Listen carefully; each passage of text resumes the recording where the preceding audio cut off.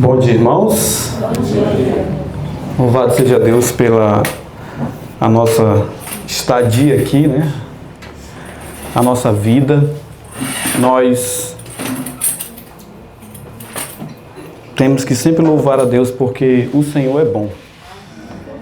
Na verdade, se nós entendêssemos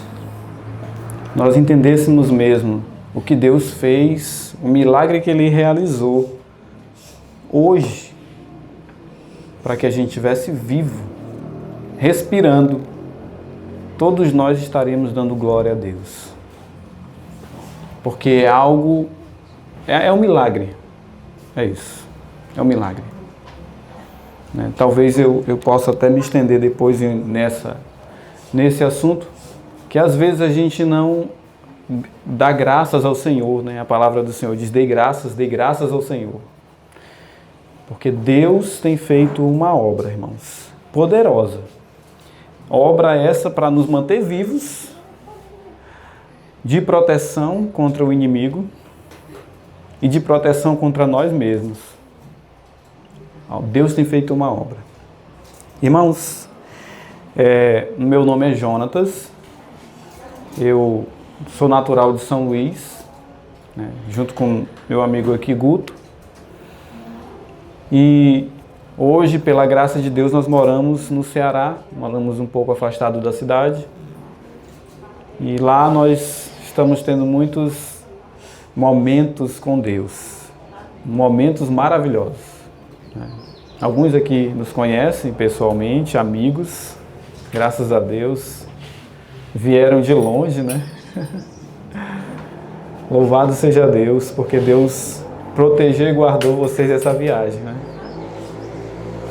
E eu agradeço a Deus por isso. Nessa manhã, nós vamos falar sobre um assunto importantíssimo.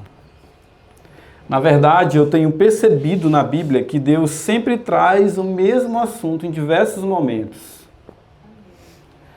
E se Deus repete algo, é porque é importante, né? Nós somos pais aqui, a maioria, e nós já repetimos coisas para os nossos filhos, não já? Quando a gente repete algo a eles, é para que eles fixem na mente e para que aquilo possa guiar eles no caminho. E então, Deus é o nosso Pai, né? O Senhor diz que Ele é o nosso Pai. A gente canta um hino, Deus é o nosso Pai amado, que das aves ela vem. Então, como Deus é o nosso Pai, Ele repete algumas coisas para que nós possamos fixar, entender. Muitas vezes as coisas que Ele repete a gente não compreende, como também nós repetimos essas coisas aos nossos filhos e eles não compreendem. Mas o que Ele fala é importante, o que Ele fala. Então, por isso, irmãos, nós vamos estudar esse assunto sobre cego, a cegueira, né? E eu gostaria que você abrisse sua Bíblia em Marcos capítulo 10. O Senhor diz assim, examinai as Escrituras, porque e são elas. Então a vida eterna está onde? Isso, está onde? Na sua palavra, nas Escrituras. Porque nelas está a vida eterna. E elas falam de Cristo Jesus. Então nós temos que examinar a Escritura, né? Ok. Nós vamos curvar as frontes e vamos orar ao nosso Deus, pedindo um direcionamento. Ó Pai Santo, Pai maravilhoso, aqui estamos como irmãos reunidos em Seu nome, Pai. E o Senhor nos disse que quando há 2 ou 3 reunidos em Teu nome, o Senhor está presente. Nós agradecemos ao Senhor pela Sua bondade, Sua graça. A forma como o Senhor tem de nos conduzir ao Senhor, muitas vezes não entendemos, mas louvamos ao Senhor mesmo assim, porque o Senhor é bom e a sua misericórdia é eterna. Pai, vamos abrir a sua palavra, já vimos que ela tem nela a vida eterna. E nós, em nossas vidas comuns, não temos a vida eterna. Pelo contrário, temos morte, e morte eterna. Por isso, ao abrir a sua palavra, nos dê a vida eterna, Senhor Deus. Nós te pedimos em nome de Jesus. Amém. Está em Marcos capítulo 10? Deixe o dedo em Marcos. Agora nós vamos lá para João. João capítulo 20, o verso 30. Jesus fala algumas palavras importantes e que nós precisamos considerar. O que Jesus fala? Diz assim: e muitos outros sinais que não estão escritos nesse livro, verdadeiramente Jesus fez na presença dos seus discípulos. O que diz no 31? João 20, verso 31. Mas estes estão escritos para que possam crer que Jesus é o Cristo, o Filho de Deus, e para que crendo tenhais o quê? Vida através de seu nome. Então Deus fez uma infinidade de milagres. Se você for abrir a palavra de Mateus a João, você vai ver muitos milagres que Jesus fez. Só que em João falou assim, ele fez muito mais do que isso, e se fosse possível escrever, não cabia nos livros. Mas os que estão escritos, esses são importantes. Eles servem para um fim. Qual é o fim? Isso. Eles servem para que a gente possa crer que Jesus Cristo é o Filho de... E crendo, o que a gente vai receber? Vida eterna. Amém? Amém. Exatamente o que nós acabamos de falar aqui. Examinar as Escrituras, porque pensais nela terá vida eterna, né? E elas testificam de Cristo. Então, amados, Deus deixou o que nós vamos acabar de ler aqui, nós vamos ler, deixou como algo muito importante. Muito importante. E como eu falei, ele repetiu isso. Vamos ler. Eu gostaria que alguém se levantasse e lesse a partir do verso 46 de Marcos 10. É do 46 até o 52. Foram para Jericó, quando ele saía de Jericó, juntamente com os discípulos e numerosa multidão. Bartimeu, cego, mendigo, filho de Timeu, estava assentado à beira do caminho. Ouvindo que era Jesus, o Nazareno, pôs-se a clamar: Jesus, filho de Davi, tem compaixão de mim. E muitos o repreendiam para que se calasse, mas ele cada vez gritava mais: Filho de Davi, tem misericórdia de mim. Parou Jesus e disse: Chamai-o. Chamaram.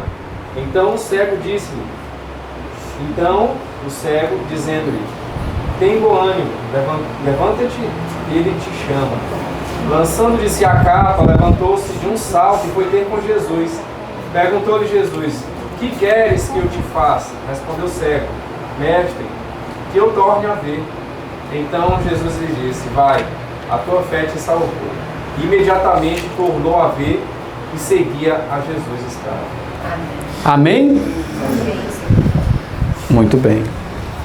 É perceptível que nós não entendemos o texto.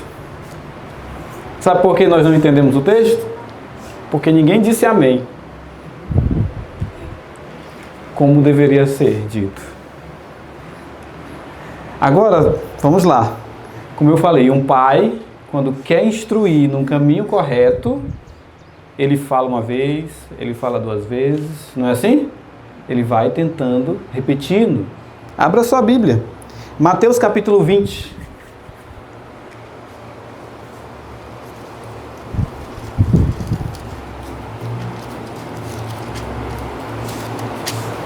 O objetivo aqui dessa manhã é que a gente tire vida eterna desses textos.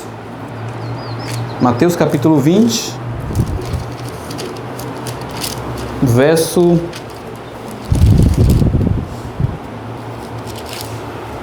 29 em diante. Amém? Amém. Em Mateus capítulo 20, olha o que acontece aqui. E partindo eles de Jericó, uma grande multidão o seguia. E eis que 2 homens cegos, assentados junto ao caminho, ouvindo que Jesus passava, clamaram dizendo: tem misericórdia de nós, ó Senhor, filho de Davi. E a multidão os repreendia, para que se calassem. Mas eles gritavam ainda mais, dizendo: tem misericórdia de nós, ó Senhor, filho de Davi. E Jesus, parando, chamou-os e disse: o que quereis que eu vos faça? Verso 33. Disseram-lhe eles: Senhor, que os nossos olhos possam ser abertos. Então Jesus teve compaixão deles e tocou os seus olhos, e imediatamente os olhos deles receberam a visão, e eles o seguiram. Amém. Amém? Amém. Será que Jesus falou isso em outro momento? Será que ele repetiu isso em outro momento da palavra? Lucas, bora abrir a Bíblia em Lucas. Lucas capítulo 18.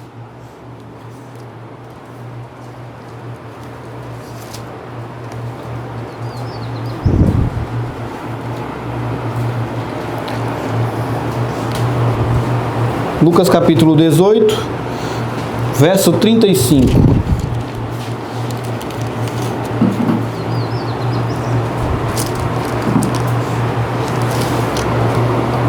Lucas 18, 35. Amém? Amém. Muito bem. Vamos ler. E aconteceu que, chegando ele de Jericó, perto de Jericó, estava um homem cego, assentado junto ao caminho, mendigando. E ouvindo passar a multidão, ele perguntou: o que isso significa? O que isso significava? E disseram-lhe que Jesus de Nazaré estava passando. E ele gritou, dizendo: Jesus, filho de Davi, tem misericórdia de mim.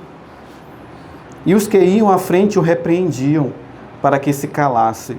Mas ele gritava ainda mais: Filho de Davi, tem misericórdia de mim. E Jesus, parando, ordenou que lhe o trouxessem. E ele, chegando perto, perguntou-lhe, dizendo: o que quereis que eu te faça? E ele disse: Senhor, que eu possa receber a visão. Verso 42. E Jesus lhe disse: recebe a visão, a tua fé te salvou. E ele imediatamente recuperou a sua visão e foi seguindo e glorificando a Deus. E todo o povo, vendo isso, dava louvores a Deus. Como eu falei, quando um pai pretende ensinar um filho, ele repete. Então nós vimos aqui a mesma história envolvendo a mesma pessoa em 3 livros diferentes. E nós já lemos aqui que cada milagre realizado serve para que a gente creia que Jesus é o Filho de Deus, e crendo a gente possa ter vida eterna. Ok? Porque quando a gente leu em Lucas, eu disse que nós não compreendemos o que nós lemos. Por que será? Porque a gente não compreendeu verdadeiramente o que a gente lê. Jesus, certa vez, estava numa conversa e ele falou assim: como você lê? Como você entende que você lê? Por que Jesus falou isso? Porque dependendo da forma como eu compreendo o que eu leio, a minha vida é mudada ou não pelo que eu leio. Ora, se a palavra do Senhor é vida, João 6,63, a minha palavra é espírito e vida. Então, a palavra é vida. Se eu estou indo até ela, lendo, assim, logicamente, era para que eu recebesse vida. Mas às vezes a gente passa um dia a ler a Bíblia e no outro dia a ler a Bíblia e não recebe essa vida. Porque nós não estamos lendo da forma como precisa ser lido. É isso. Na verdade, o que tem atrapalhado a nossa vida espiritual é justamente a forma como nós lemos a palavra.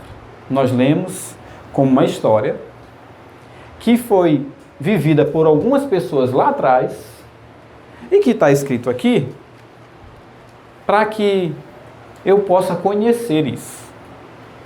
É assim que nós lemos a Bíblia, como uma história. E nós ensinamos para as crianças da mesma forma.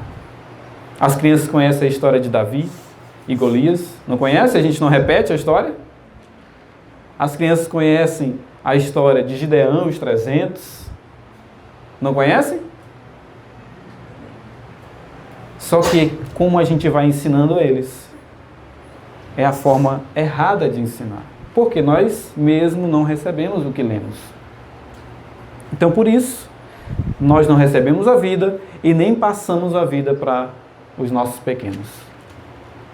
Mas agora, Deus abriu uma porta aqui, nesse lugar, para que nós compreendamos a história, da forma como é para ser compreendido. Amém? Amém. Então agora a gente vai entender algo. Eu gostaria que quando eu estiver falando aqui, você ore ao Senhor. Pergunte para Ele: Senhor, o que o Senhor quer me ensinar com o que eu acabei de ler? O que o Senhor tem para me ensinar que me dá tanta vida nisso aqui, que eu acabei de ler? Pergunte a Deus. Deus, o Espírito Santo, está nesse lugar. Nós cremos assim, não é não? Então o Senhor vai nos ensinar. Porque o Senhor prometeu que todos serão ensinados por Deus. Está escrito na palavra. Se todos serão ensinados por Deus, eu não sirvo para ensinar vocês. Porque eu também quero ser ensinado por Deus. Então o Senhor vai te ensinar. Abra sua Bíblia em Apocalipse. Apocalipse capítulo 3, 17. Alguém pode ler para mim, por favor? 3,17. Você diz: sou rico, estou bem de vida e não preciso de nada. Mas você não sabe que é infeliz. Sim, miserável, pobre, cego e nu. Aconselho que você compre de mim ouro refinado pelo fogo, para que você seja de fato rico. Compre vestes brancas para se vestir, a fim de que a vergonha de sua nudez não fique evidente, e colírio para ungir os olhos, a fim de que você possa ver. Muito bem. Muito obrigado, meu irmão. Então, o texto diz que nós dizemos que somos ricos e não temos necessidade de... E lá diz assim, ó: e tu nem sabes. O que é que eu não sei? O que é que você não sabe? Deus diz: tu, eu, nós não sabemos que somos... O que diz aí? Miserável, cego e nu. Não é isso? Preste bem atenção nessas características que Deus se refere ao povo que estaria vivendo no final da história dessa terra.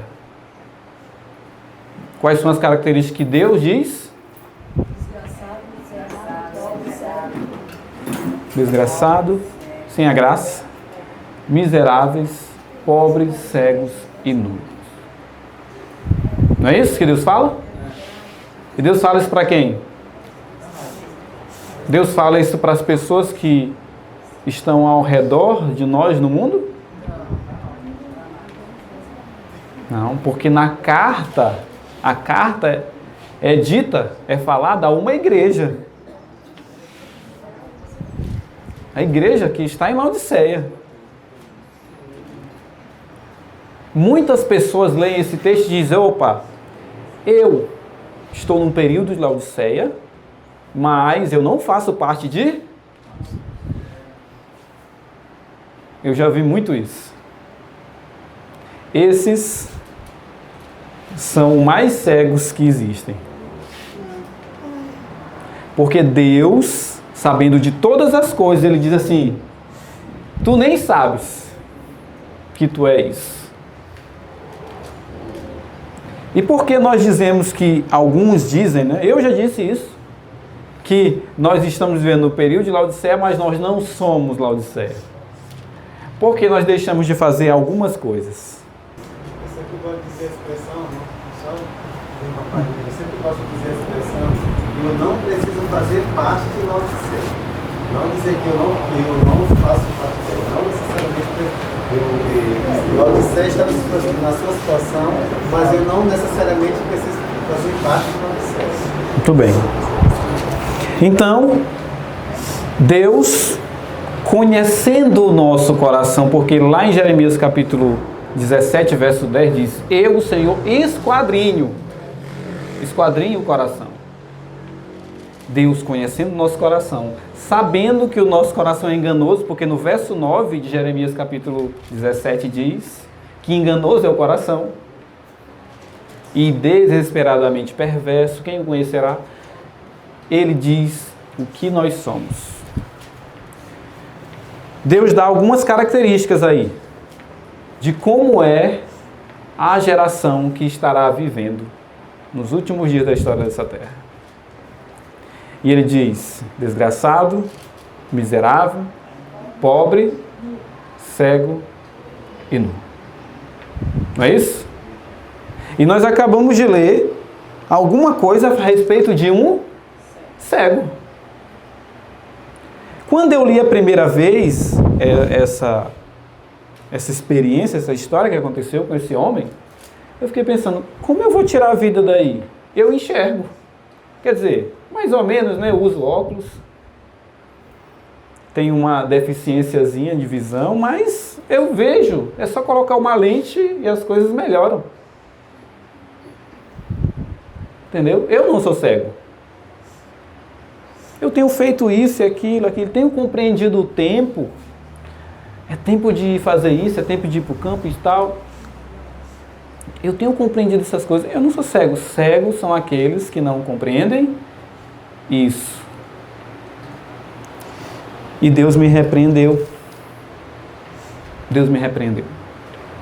Poderosamente, irmãos. Sabe por que Deus diz assim, Jonatas, tu és cego. Tu és cego. Essas coisas não te dão visão, essas coisas não são nada a não ser uma pequena lente que você vê um pouco mais, mas você continua cego. Então vamos ver verdadeiramente se nós somos cegos. Vamos lá para Pedro. Olha o que diz em 2 Pedro. Vamos ler capítulo 1. Nós vamos ler a partir do verso 1. 2 Pedro, capítulo 1, verso 1. Amém? Amém. 2 Pedro 1, verso 1, diz assim, Simão Pedro, servo e apóstolo de Jesus Cristo, aos que conosco alcançaram a fé igualmente preciosa na justiça do nosso Senhor, do nosso Deus e Salvador Jesus Cristo. Graça e paz vos sejam multiplicadas, mediante o conhecimento de Deus e de nosso Senhor Jesus, visto como seu divino poder nos tem dado todas as coisas que conduzem à vida e à piedade, pelo pleno conhecimento daquele que nos chamou para a glória e virtude, pelas quais nos são dadas preciosas e muitíssimas promessas, grandes promessas, para que por elas vos torneis participantes da natureza divina, havendo escapado da corrupção que existe no mundo por causa das paixões. Verso 5. Vós também, empregando toda a diligência, acrescentai à vossa fé a virtude, e à virtude o conhecimento, e ao conhecimento temperança. E à temperança, o que diz aí? Paciência. E à paciência? Piedade. Verso 7. E à piedade? Amor fraternal. E ao amor fraternal? O amor. Porque se estas coisas estiverem em você, em vós, e forem abundantes, não vos deixarão ociosos e nem infrutíferos no conhecimento de nosso Senhor Jesus Cristo. Amém? Essas coisas estão em você? Foi isso que Deus me perguntou. Essas coisas estão em ti, Jonatas? Que coisa, Senhor? Nós acabamos de ler. O que nós lemos? Acrescentai conhecimento, temperança, paciência, piedade, amor fraternal e amor. Paciência. Deus tocou no meu coração assim de uma forma tão profunda quando eu li a palavra paciência. Irmãos, paciência. Essas coisas estão em você? Você é paciente?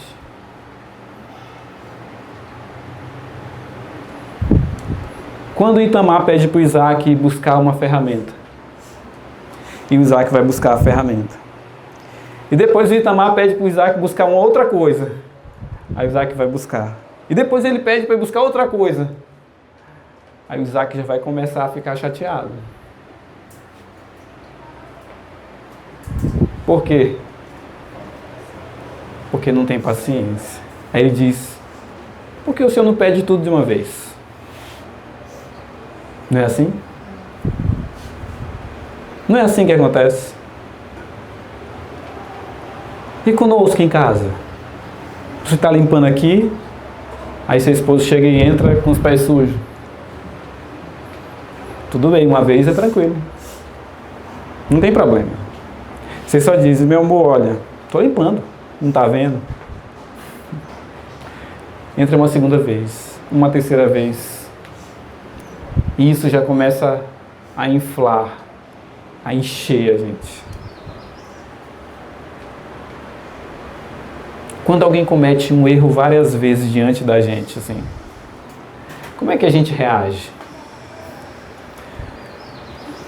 Quando a gente pede para alguém fazer uma coisa, a pessoa não faz. Ali, você vê se você é paciente. Você é paciente?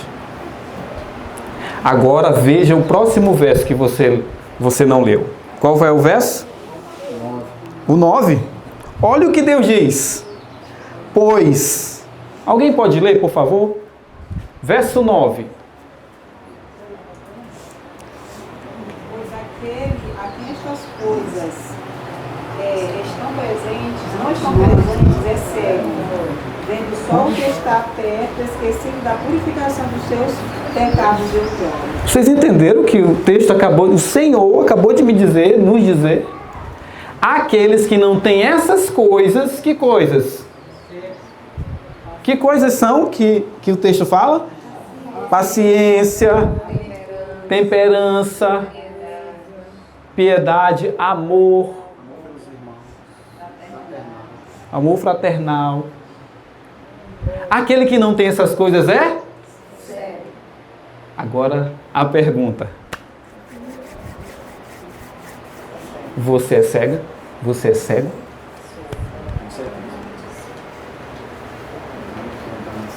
Se você é cego, você está dentro de Apocalipse capítulo 3, verso 17 e 18. E você diz que não é cego. E não sabes.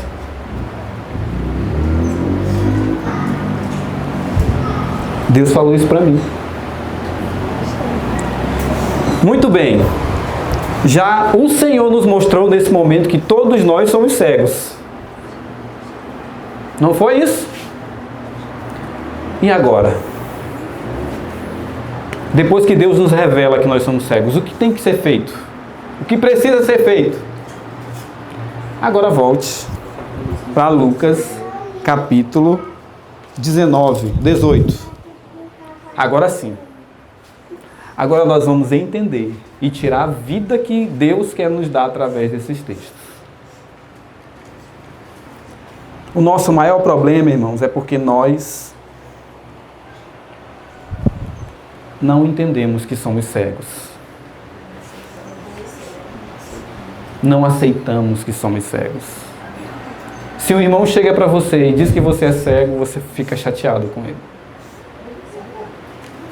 Entendeu?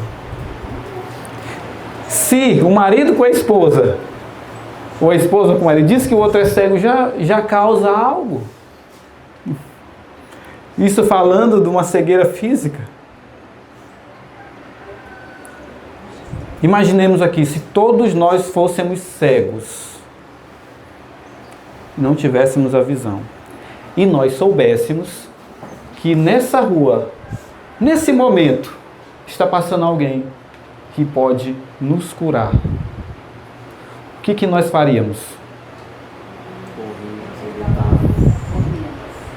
Mas um cego não consegue correr. Não é? A gente faria o quê? Gritaria. Senhor, Filho de Davi, tem misericórdia de mim. Então, irmãos, assim a gente tira a vida do texto. A vida eterna que está na palavra. Se todos nós reconhecermos que nós somos cegos,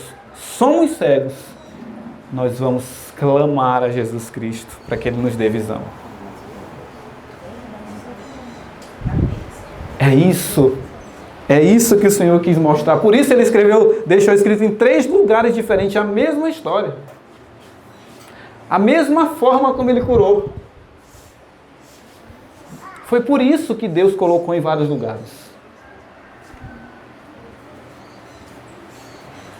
Porque Ele sabia que nós somos cegos. E nada vemos. Entenderam? Eu estava lendo um livro chamado Tudo sobre Jesus. E esse livro é de Wagner. Essa página aí, eu não coloquei a página, mas é 630. É um livro que tem 1.100 páginas, o primeiro volume, e o segundo volume tem 1.500 páginas. Maravilhoso. Maravilhoso. Maravilhoso. No livro diz assim: este milagre é um dos mais surpreendentes, pois o mendigo cego representa tão bem todas as pessoas não convertidas, tanto onde? Na igreja. Como fora dela. Então esse milagre representa tão bem as pessoas que estão dentro da igreja e estão fora dela. Interessante. Muito interessante a forma como ele colocou isso. Porque tem algumas pessoas que estão fora da igreja e que acham que enxergam. Muito interessante. E por isso, elas se afastaram um pouco, porque elas acham que são mais privilegiadas, que enxergam um pouco mais. E os irmãos não tanto. Então tem muitos conflitos. Tem muitos problemas. Porque os que enxergam começam a ver coisas e os que são cegos não veem isso. Mas esse milagre representa essas classes de pessoas. Irmãos, na ciência do bom viver diz assim: o conhecimento de Deus, segundo a revelação dada em Cristo, eis o que devem ter todos os que se salvam. O que devem ter todos os que se salvam? O conhecimento de Deus. Continuando. É esse conhecimento que opera o quê? Transformação no caráter. Pronto. Vamos parar bem aqui. Comer alface transforma o meu caráter? O que transforma o meu caráter? Conhecimento de Deus. Caminhar todas as manhãs transforma o meu caráter? O que transforma o meu caráter? Conhecimento de Deus. Pegar sol todos os dias transforma o meu caráter? O que transforma o meu caráter? Conhecimento de Deus. Me alimentar com o melhor que existe nessa terra transforma o meu caráter? O que transforma o caráter? Conhecimento de Deus. Irmãos, eu estou perguntando a mesma coisa. E vocês estão tendo a mesma resposta. O que transforma o nosso caráter é o conhecimento de Deus. Se nós não conhecermos a Deus, irmãos, nós vamos permanecer da mesma forma, fazendo todas as coisas que nós acabamos de citar aqui. Da mesma forma.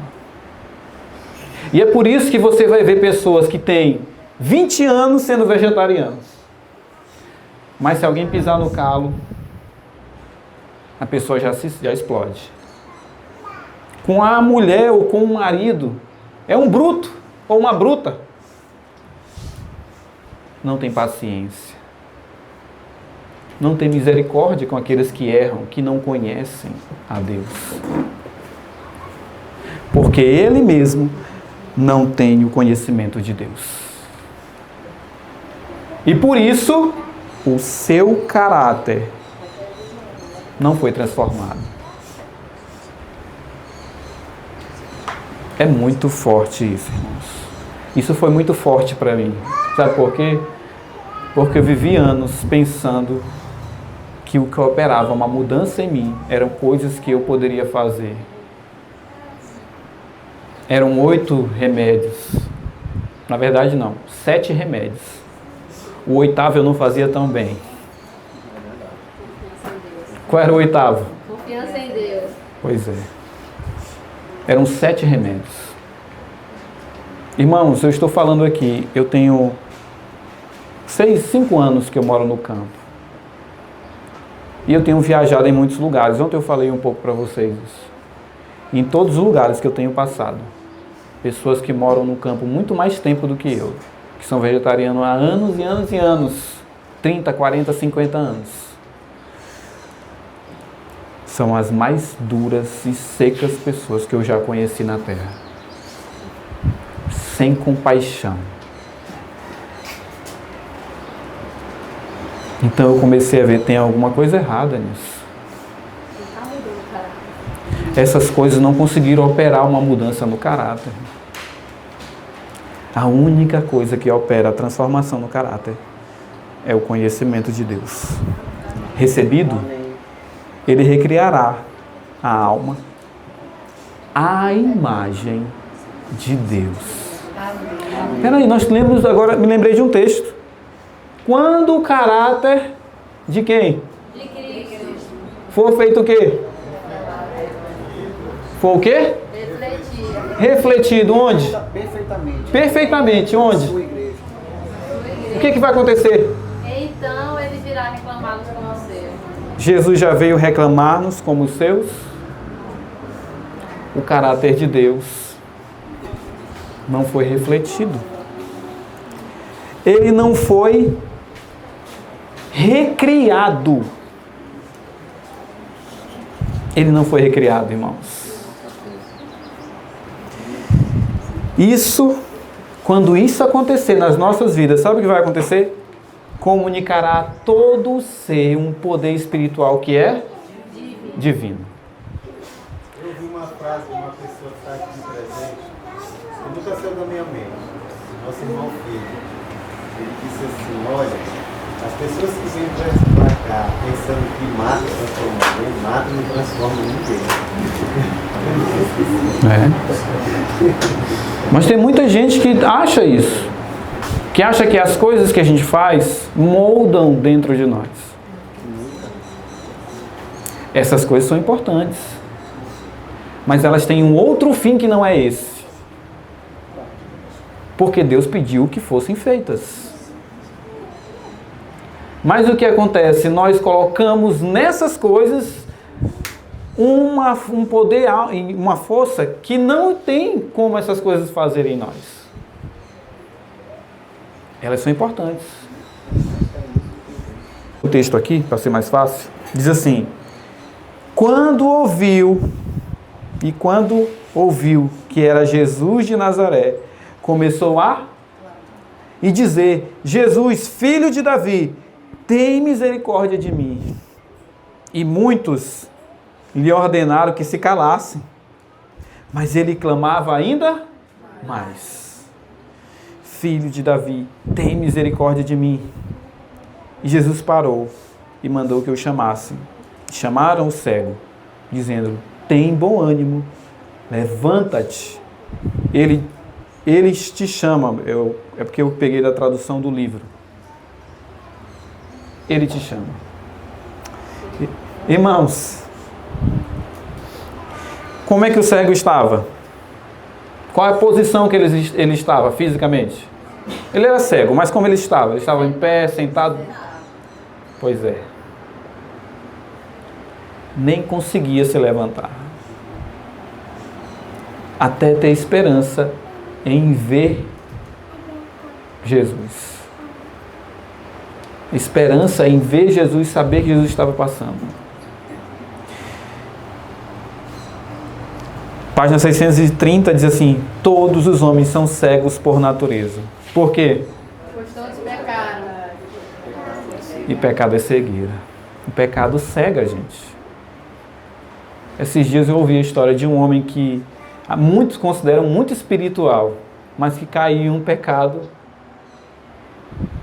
que para outros não é um pecado assim. O pecado cegou ele. O pecado é cegueira. E todos que pecaram estão cegos. Agora sim, deste milagre, devemos aprender que os atos de bondade e misericórdia de Jesus, que Jesus demonstrou para com o pobre e mendigo cego, ele está pronto e ansioso para realizar por todos. Amém, irmão? Amém. Ou seja, aquilo que Deus fez com aquele homem, ele está pronto para realizar em mim, em você. Entenderam isso? Nós acabamos de ver que nós somos cegos. E Deus acabou de dizer: eu quero fazer o que eu fiz com aquele homem em ti. Mas eu acho que a gente ainda não entendeu que nós somos cegos. Eu acho. Deus escolheu os pobres deste mundo. E há mais promessas especialmente para os pobres do que para qualquer outra classe na Bíblia. Tem muitas promessas para os pobres. O que Deus diz dos pobres de espírito? O que aconteceria? Eles serão? Herdarão o reino de Deus. Eles serão fartos. Os pobres de espírito serão fartos. Fartos de quê? De justiça. De espírito. Do conhecimento de Deus. Amém. Os cegos de espírito, Deus está falando assim. Então, amados, nós vamos entrar agora na condição. A primeira coisa a notar é que o mendigo cego, nós estamos vendo alguma coisa aqui, mendigo e cego, estava consciente da sua condição. Então, quando alguém está consciente da sua condição, quando alguém tem um vício e deseja abandonar esse vício, ele primeiro precisa se conscientizar da condição dele. Se ele é alcoólatra, ele precisa se conscientizar que ele é um alcoólatra. É assim que a psicologia diz, né? Primeiro você tem que se conscientizar. E aquele homem estava consciente. Eu sou cego. Eu sou cego. E aí o que acontece? Quando nós nos conscientizamos da nossa condição, a gente pode clamar de verdade, não é de mentira. Nem é com parte do coração. Hoje de manhã a gente estava estudando sobre Amazias, né? Que ele serviu ao Senhor, mas não com todo o coração. Não com a inteireza de coração. Então, quando nós nos conscientizamos de verdade da nossa condição de cegueira, eu digo a vocês, o que aconteceu em 1888 vai acontecer em nossos dias. Quando eles terminavam de ouvir as mensagens, eles saíam, ia cada um para um lugar e iam clamar a Deus, confessando seus pecados, confessando sua cegueira, clamando como esse homem fez, que nós acabamos de ler. Mas o que eu tenho visto por onde a gente tem ido? Nós apresentamos uma mensagem e as pessoas entendem isso aqui é mais uma mensagem. Isso aqui eu já compreendo, eu já ouvi tal pessoa falar. Isso aqui não mudou o meu coração. É isso que eu entendo quando a pessoa fala essas palavras. Isso não trouxe nenhuma vida para mim. Eu já conheci o conteúdo. Eu conheço a teoria. É assim. Ou seja, o que eu vi não tem poder nenhum para fazer isso em mim. É isso que as pessoas falam. Quando elas dizem, eu conheço isso. Ah, eu já vi, tal pessoa pregou. É isso. Porque essa mensagem não encontrou o lugar, o espaço, a cunha de penetração dentro do nosso ser. Que diz a maioria das pessoas gosta de pensar que está bem de vida. Mesmo que não esteja, eles não darão ouvidos à correção ou à repreensão. Pois seu orgulho se ressente disso. Eles podem até orar pedindo o Espírito Santo, mas quando o Espírito vem como um poder convencedor do pecado, como sempre ele faz no início, o Espírito sempre vem da mesma forma, como um poder convencedor do pecado, ele é rejeitado. E então eles seguem cegamente o caminho que lhes parece certo. E o fim disso é morte. Esses homens que escreveram esse livro aqui foram inspirados por Deus. Eles compreenderam algo que na época deles isso não existia. Porque todos, ou a grande maioria que compunha a nossa igreja, eram pessoas extremamente reformadoras, extremamente religiosas. E eles trazem uma mensagem que aparentemente, não, isso aqui não tem necessidade, isso aqui a gente fala por de fora, não fala por de dentro. E a maioria, com exceção de 3 ou 4, confere-se nos dedos da mão. A maioria rejeitou essa mensagem.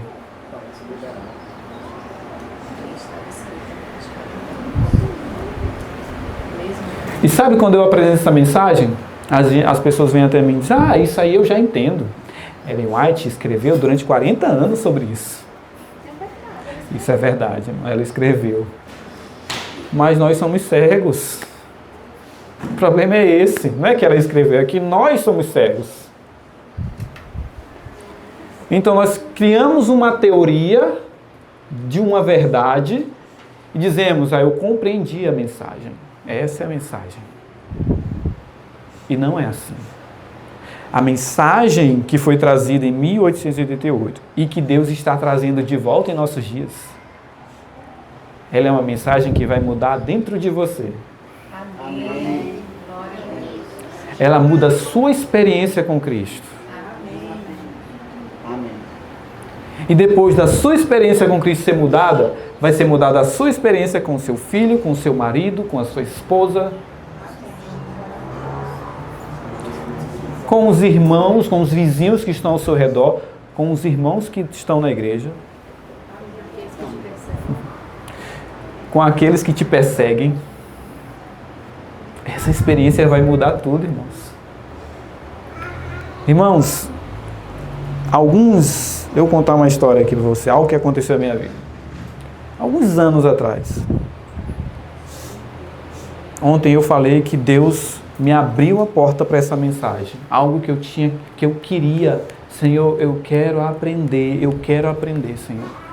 Depois que uma irmã me perguntou o que mais você gostaria de entender na palavra de Deus? Eu disse, eu quero aprender isso, e fiz uma oração, e Deus respondeu 2 dias depois, com um livro. O livro Vivendo pela Fé. E eu compreendi. Eu era muito perseguido no lugar que eu moro, pelos irmãos da igreja que eu frequento. E fui perseguido, muito. E muitas vezes, a responsabilidade da perseguição não era deles, não. Era minha. Mas eu me vitimizava, né? É vitimismo. Então, eles me excluíram dos cargos, eles me tiraram, disseram que eu não podia falar. E Deus, nesse momento, mandou a mensagem correta. E eu comecei a estudar e clamar, Senhor, é isso mesmo, eu sou isso. Eu sou isso. Eu sou isso. Meu Deus, tenha misericórdia de mim. Eu sou isso. E então fiz uma viagem, estava em outro estado. E um irmão da minha igreja passou por uma necessidade. O irmão que mais me perseguia. O que me difamava para todo o distrito. Passou por uma necessidade. E Deus conduziu todas as coisas, irmão, de uma forma que ninguém ajudou esse irmão da igreja. Ninguém. E só sobrou eu. Deus é maravilhoso. Quando ele veio falar comigo, ele me contou o que estava acontecendo. Então nós mandamos uma ajuda para ele. Eu nem perguntei o que ele iria fazer, mas ele estava precisando. Mandamos uma ajuda para ele e um dia passou. Voltei para casa e fui para a igreja. Passou-se vários meses até eu encontrar ele. E eu encontrei esse rapaz na igreja. E ele veio até mim. E ele começou a chorar. Porque ninguém tinha aberto as portas para ele. Ninguém tinha ajudado. E ele fez uma oração a Deus. Que ele ia falar comigo. Aquele que ele mais odiava e que eu mais odiava. E Deus quebrantou meu coração. De uma forma que eu não tive como dizer, não vou ajudar. Irmãos, ele me encontrou chorando. Ele disse, meu irmão, hoje eu vejo que Cristo vive em você. Eu disse, Senhor, tenha misericórdia de mim. E ele começou a conversar comigo. Esse irmão hoje não está na igreja que a gente frequenta, foi para outro estado trabalhar. Mas, irmãos, eu fiquei pensando, quantas vezes nós poderíamos ser a mão de Deus para ajudar aqueles que nos perseguem, mas porque nós somos orgulhosos, porque não somos conscientes da nossa condição, nós fechamos as portas e atacamos as pessoas e criamos inimizade. Cegos. O Espírito do Senhor vem como um poder convencedor. E quantas vezes, irmãos, nós estamos numa situação onde o Espírito vem, me convence, e eu digo, não, Senhor, não é verdade. O que o Senhor está falando não é sobre mim. É sobre outra pessoa. É para ele. É para ela a mensagem. Continua dizendo, está profundamente consciente da própria condição perdida. É uma das maiores bênçãos. Nunca se está mais próximo da salvação do que quando se confessa o... Quando você está consciente da sua condição. Você nunca está mais próximo da salvação. Por isso que Paulo fala assim, quando eu estou fraco, eu não entendia isso. Peraí, como é que eu sou fraco? Quando é que eu estou fraco? É aí que eu estou forte? Quanto mais eu estou consciente da minha miserabilidade, da minha cegueira, mais próximo eu estou de Cristo. Amém. Tem um livrinho? Acredito que não está aqui. Não está aqui. A mensagem do terceiro anjo. Não, está no carro. E lá diz isso. Lá diz isso que quando a gente reconhece que nós somos miseráveis, que nós somos assim a pior coisa da terra, é nesse momento que estamos em Cristo. Aí A.T. Jones estava pregando, isso é um sermão que foi pregado na Conferência Geral de 1893. As pessoas se levantaram, mas espera aí, como é que isso pode acontecer? Quando eu estou mais reconhecendo a minha situação, é que eu estou em Cristo. Aí ele começa a explicar. Se eu não me engano, é o capítulo 8. É o sermão 8, né? É porque lá são vários sermões. Cada capítulo é um sermão. Eu gostaria que vocês lessem esse livro. Ellen White diz que esse livro, os sermões que foram escritos pelo próprio Espírito Santo. Então é importantíssimo. É urgente. Então aqui diz, nunca se está mais próximo da salvação do que quando se confessa o pecado. O que João diz? Se nós confessarmos os nossos pecados, Ele é fiel e justo para nos perdoar os pecados e purificar de toda a injustiça. Se eu sou purificado de toda injustiça, qual seria o resultado de eu ser purificado de toda injustiça? Deus me tornar justo. Em Tiago diz, confessai as vossas faltas uns aos outros, para que vocês possam sarar. É assim que Tiago fala.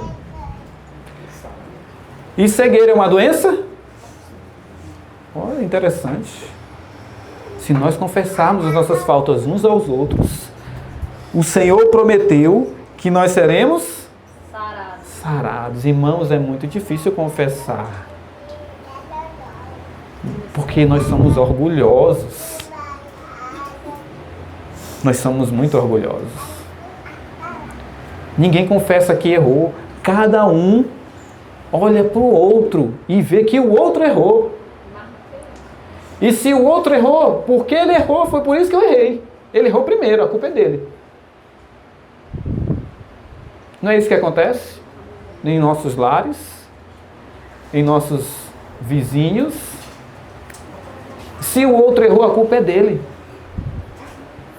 Por isso que eu reagi dessa forma, porque ele fez isso, isso e isso. Não é assim? Que mensagem é essa que nós estamos pregando?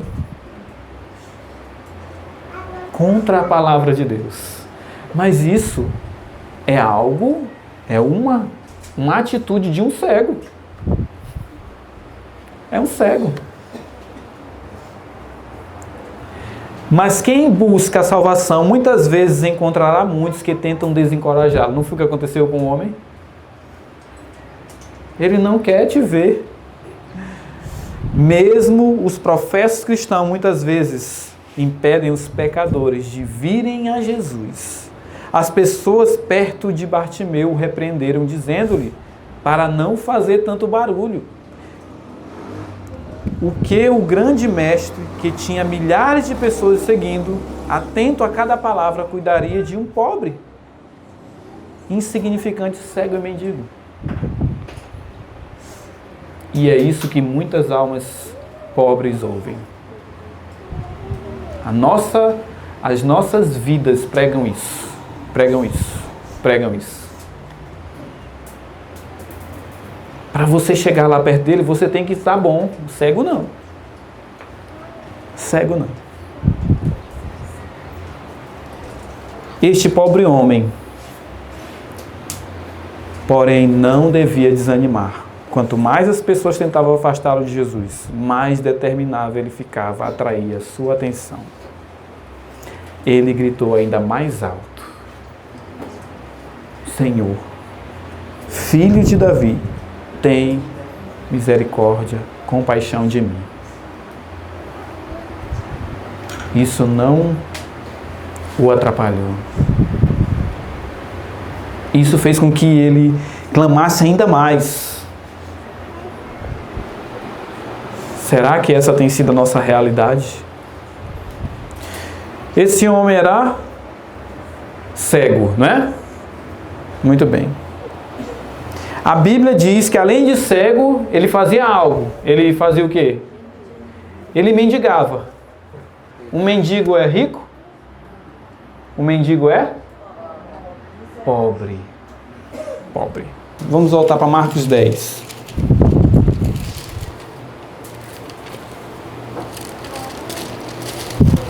Marcos capítulo 10.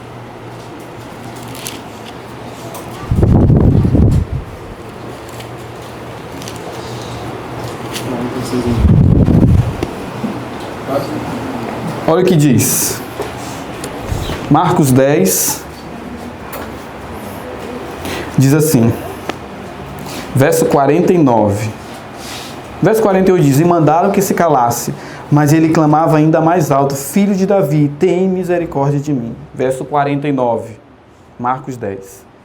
E Jesus, parando, ordenou-lhe que ele fosse chamado. E eles o chamaram. Chamaram o homem cego, dizendo-lhe: Tem bom ânimo, levanta-te, ele te chama. O que aconteceu? Jesus parou e diz: Tragam aqui. Tragam ele aqui. Jesus não poderia ter ido lá? Poderia ou não poderia ter ido? Ele já tinha ido em outros lugares, andado bastante, ele poderia ter ido. Mas ele parou e disse: chamem ele, tragam ele aqui. Então foram pessoas. No verso 49 diz: parando, ordenou que ele fosse chamado. E eles chamaram o homem cego. É importante que a gente faça esse trabalho, irmãos. Chamar os cegos. E Deus trouxe uma mensagem para nos dar visão, para que nós possamos chamar os cegos. Não é para ficar só para a gente. Ele primeiro quer tirar a nossa cegueira. Para depois a gente ir até as pessoas e chamá-los até quem pode curá-las. Muitas vezes a gente chama as pessoas para nos seguir. E a Bíblia diz: pode um cego guiar outro? Pode uma pessoa que tem deficiência de visão que guiar outra pessoa? Impossível. Ambas vão cair. Então, amados, Deus prometeu que se nós fôssemos chamar os cegos, Ele estaria conosco. É o que está em Mateus capítulo 20, verso 18. E eis que estou convosco. Ide, chamem os cegos. Eu estou convosco. Por isso, enquanto eu saio, às vezes eu vou fazer visita ao redor da igreja que eu frequento, e eu saio com essa certeza: Deus está comigo. Chamem, eu estou com você. Jesus ficou parado ao chamado de Bartimeu. Todo o céu espera pelo mais leve pedido de ajuda, aquele que escuta o grito dos corvos e que abre a mão e satisfaz o desejo de todos os viventes, nunca ignorará o grito da humanidade sofredora. Eu estava em Minas Gerais e a gente leu uma meditação da igreja deste ano. A meditação de Ellen White. Acho que foi no dia 7 de janeiro. A meditação diz que Jesus Cristo sente as nossas dores. Vocês entendem isso? Que Ele não só se preocupa com os animais que voam. Jesus sente as minhas e as suas dores. Irmãos, quando eu li isso, eu disse, meu Pai, o Senhor é muito próximo. Porque para eu sentir a dor de alguém, se eu estiver do lado do meu irmão aqui, ó, eu sinto a dor dele? Eu consigo sentir a dor dele do lado dele? Não. Eu não consigo. Entenderam? Para sentir a dor, precisa estar dentro. Precisa fazer parte. Precisa ser um comigo. Jesus sente as nossas dores. Isso me deixou tão maravilhado, tão feliz em saber que em todos os momentos, em todos, Jesus está presente na minha vida. E Ele é um comigo. Então todo o céu está à espera do mais leve pedido de ajuda. E Ele nunca ignorará um grito. Nunca. Um grito, irmãos. Amém. Jesus, filho de Davi, tem compaixão de mim, tem misericórdia de mim. Jesus nunca vai ignorar um grito. O desejo de Deus é fazer o quê? Me curar da cegueira. Esse é o desejo. Agora voltemos, vamos terminar em Marcos. Voltemos para o verso 50. E ele, lançando de si, o quê? Muito bom. Muito bom. Por que, eu fiz essa pergunta, por que ele lançou a capa?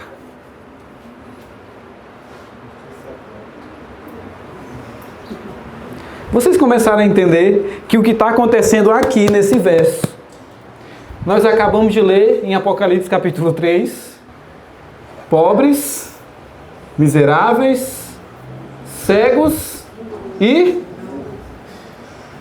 Muito interessante. Vocês entendem que isso aqui é a nossa história? Amém. Ele era pobre? A Bíblia diz que ele estava mendigando. Ele era cego? A cura foi de um homem cego. E ele lançou de si a sua capa quando Jesus o chamou. O que isso significa? A capa dele não servia para cobrir ele. A capa dele era toda suja. A capa dele era toda cheia de buraco. Era velha. Era necessário ele lançar a capa para poder ir até Cristo. Nós temos uma capa, todos nós temos. Vocês entendem isso? Nós temos uma capa.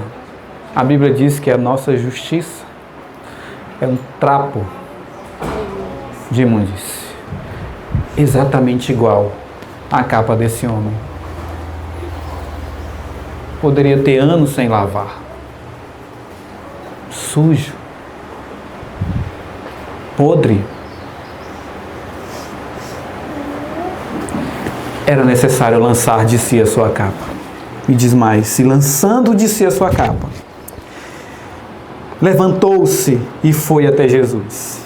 E Jesus respondendo disse-lhes, o que você quer que eu te faça? Era necessário Jesus fazer uma pergunta dessa?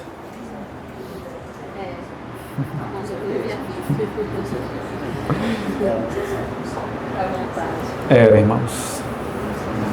Sabe por que Jesus fez essa pergunta? Porque ele poderia dizer, eu não quero ser curado. Entendeu? Ele poderia ter dito isso. Jesus pergunta isso para nós num livro chamado 24 lições do livro de Hebreus. Jesus fala assim: tudo que o Senhor falou, ele ainda fala. Eu não entendi quando eu li isso. Até eu começar a compreender a minha situação e comecei a ler a Bíblia, eu vejo, meu Deus, o Senhor está falando isso é para mim. O Senhor está falando agora para mim. Então Jesus está falando com você porque você é cego e nem sabe.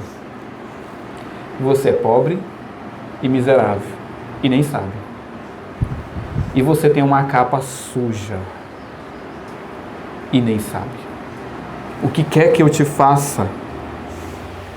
O que você quer que eu faça? Hein? Se você reconhece a sua cegueira, você vai até Cristo e diz: Senhor, que eu receba a minha visão. Amém. Que eu receba a minha visão. E aquilo que Jesus fez há 2000 anos atrás, Ele está pronto para fazer agora. Amém. Que eu receba a minha visão, Senhor. Amém. E o que me deixa feliz, Jesus disse: vai pelo teu caminho, a tua fé te curou. E imediatamente recebeu a visão e seguiu a Jesus pelo caminho. É isso que Deus quer fazer conosco. Você quer isso? Amém. Vamos nos ajoelhar. Eu vou orar aqui, mas não ouça o que eu estou orando. Ore você mesmo a Deus. Ó Pai bondoso, o Senhor me disse nessa manhã que eu sou cego, Pai, e eu não vejo.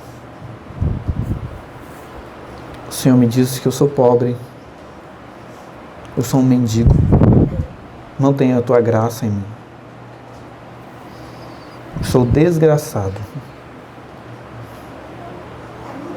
A Sua graça só existe por fora. A Sua graça só é externa. Ela não consegue penetrar no meu ser. Porque tem uma capa que impede a Sua graça de penetrar.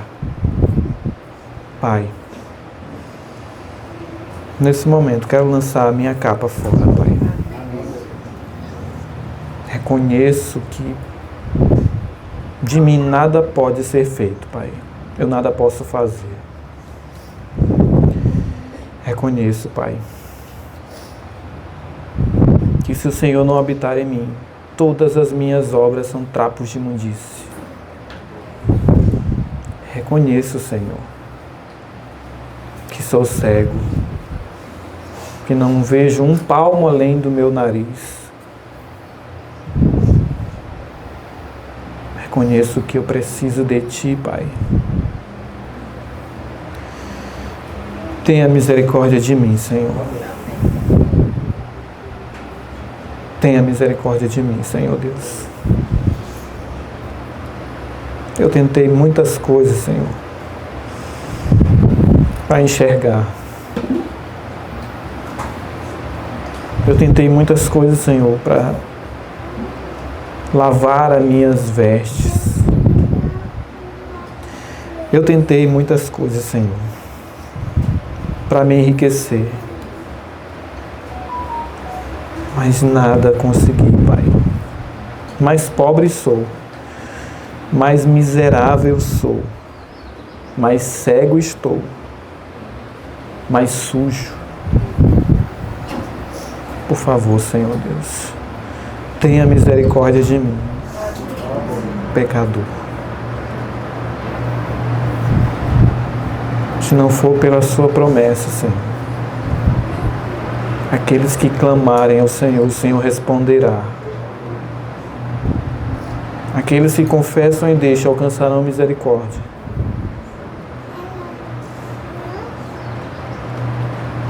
Eu não tinha jeito, Pai. Mas eu louvo ao Senhor pela sua bondade. Porque o Senhor é bom.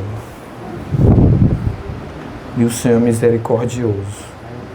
E o Senhor me ama. Pai, aqui está junto comigo outros que são iguais a mim. Que necessitam